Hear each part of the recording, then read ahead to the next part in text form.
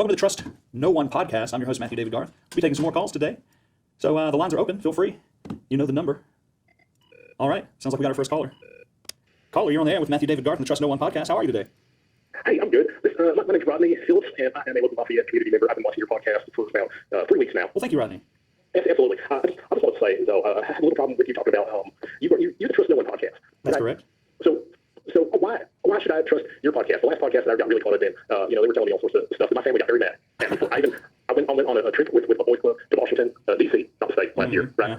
Where we were exercising our constitutional right to, when your government becomes tyrannical, it is our duty, right? You hear me? It's not just like our political motivation. It is our God-given duty to overthrow that government, right? I understand you, Rodney. Keep going. Tell me a little bit more. So we go do our God-inspired duty to try to right the wrongs of the crazy folks that have taken over Washington.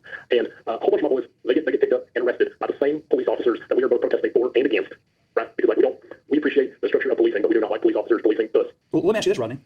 Yeah. You said your friends get picked up by these police officers. Do you think your friends could be in cahoots with these police officers? Oh wow. I even never thought. Rodney, this is a good chance for you to understand how you can trust no one but yourself, right? And so you need to eliminate what you think you know from what you've been told, because you don't know who your enemy and who your friend really is. You see? And while we do have the right as Americans to overthrow a tyrannical government, there are proper ways to go about it. And believe you me, my friend, those proper ways are going, right? And so you just trust that the force of God is at the helm, right? And you focus on yourself, because I've gotten mixed up with some pretty bad guys before, and it was learning that I could not trust them opened my eyes. And I hope that you can open your eyes, Rodney, and just lose trust in everything but yourself. Oh my goodness, you have just showed me, like, I didn't even think about the fact that my friends, my buddies, Dale and Richard, that they was also included in the ones that I was not supposed to trust. So they are the same no ones that I'm not supposed to trust. The exact same no ones, right? You can only trust people to be who they are, and you can't see people for who they are until you can really trust yourself, you see? And you can only trust people to be what they are.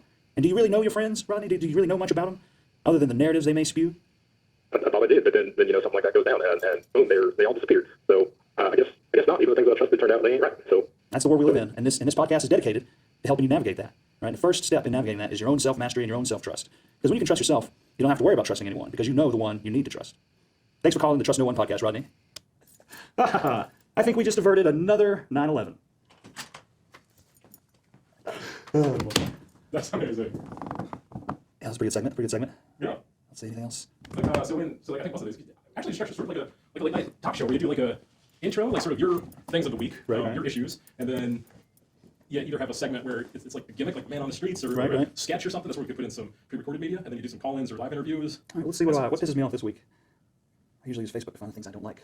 The irony of using Facebook to find things. Would you be interested in taking an archery class? I absolutely would. I love archery. Because part of my own, self-explanation.